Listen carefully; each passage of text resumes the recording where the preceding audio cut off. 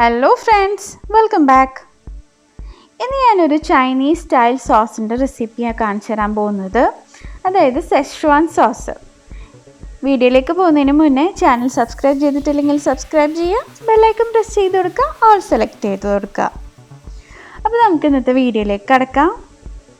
ഇന്നത്തെ main ingredient എന്ന് പറയുന്നത് ഉണക്കമുളകാട്ടോ. ഞാനിവിടെ നമ്മുടെ സാധാ ഉണക്കമുളകാണ് എടുത്തേക്കുന്നത്. പക്ഷേ നമ്മൾ ഈ ഉണക്കമുളകിന് എരിവ് കൂടുതലല്ലേ, അപ്പോൾ നിങ്ങളുടെ അടുത്ത് കാശ്മീരി മുളക് ഉണ്ടെങ്കിൽ ഒന്നല്ലെങ്കിൽ നിങ്ങൾക്ക് മിക്സ് ചെയ്തെടുക്കാം, അല്ലെങ്കിൽ ഹാഫായിട്ട് എടുക്കാം. നിങ്ങളുടെ എരിവിനനുസരിച്ച് അതിൻ്റെ മിക്സിങ് നിങ്ങൾക്ക് ചെയ്യാം.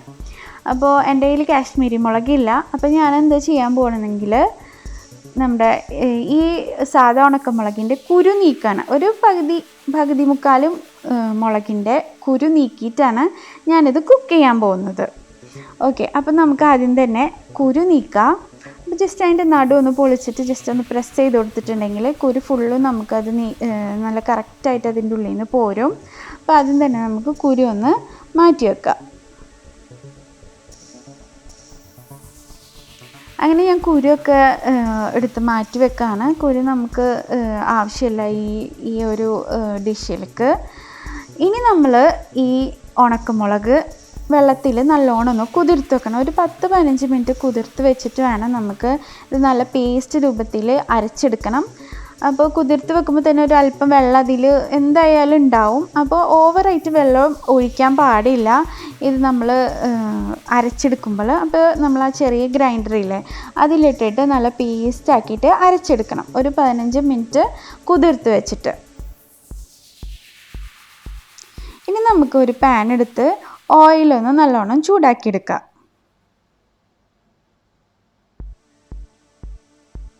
അതിലേക്ക് നമുക്കൊരു 2 ടീസ്പൂൺ ഇഞ്ചിയും വെളുത്തുള്ളി ചെറുതാക്കി ചോപ്പ് ചെയ്തത് ഒന്ന് ആഡ് ചെയ്ത് കൊടുക്കാം. നന്നായിട്ടൊന്ന് വഴറ്റി കൊടുക്കാം. നല്ലൊരു ഗോൾഡൻ കളറാകുമ്പോൾ നമ്മളിതിലേക്ക് നമ്മുടെ റെഡ് ചില്ലി അരച്ച് വെച്ചത് ഇതിലേക്ക് ആഡ് ചെയ്ത് കൊടുക്കുക. ആഡ് ചെയ്ത് നല്ലപോലെ കുക്ക് ചെയ്തെടുക്കണം നമുക്ക് ഈ ഒരു പേസ്റ്റ്.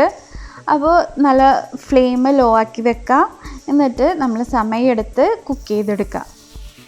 ഇപ്പോൾ ഒരു അല്പം ലൂസായിട്ടല്ലേ ഇരിക്കുന്നത് നമ്മുടെ ആ ഒരു സോസ്. ഇനി അത് നമ്മൾ കുക്ക് ചെയ്യുന്തോറും നല്ല തിക്കായിട്ട് വരും.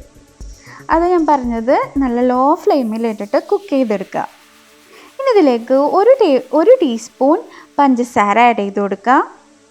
നന്നായിട്ടൊന്ന് മിക്സ് ചെയ്ത് കൊടുക്കുക. നിങ്ങൾക്ക് വീഡിയോ കാണുമ്പോൾ മനസ്സിലാവുണ്ടാവും അതിൻ്റെ വ്യത്യാസം. ആദ്യം ഞാൻ ഒഴിക്കുമ്പോൾ കുറച്ച് ലൂസായിട്ടാണ് നമ്മുടെ ആ ഒരു സോസ് ഇരുന്നിരുന്നത്. ഇപ്പോൾ തിക്നെസ് കൂടി വരുന്നുണ്ട്. ഇനി ഇതിലേക്ക് 1/4 ടീസ്പൂൺ കുരുമുളക് പൊടി ആഡ് ചെയ്ത് കൊടുക്കുക. ആഡ് ചെയ്ത് നന്നായിട്ടൊന്ന് മിക്സ് ചെയ്ത് കൊടുക്കുക. നിങ്ങൾക്ക് എരിവ് അധികം വേണ്ടെങ്കിൽ നിങ്ങൾക്ക് കുരുമുളക് പൊടിയുടെ അളവ് കുറച്ച് കൊടുക്കാം കേട്ടോ.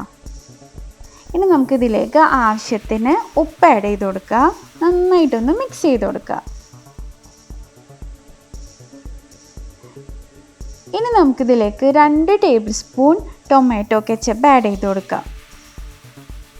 ആഡ് ചെയ്ത് നന്നായിട്ടൊന്ന് മിക്സ് ചെയ്ത് കൊടുക്കുക. നല്ല ലോ ഫ്ലെയിമിൽ വെച്ച് നല്ല ഇതാക്കി കുക്ക് ചെയ്തെടുക്കുക കേട്ടോ. അപ്പോൾ വളരെ സിമ്പിളാണ് ഈ ഒരു സോസ് ഉണ്ടാക്കിയെടുക്കാൻ.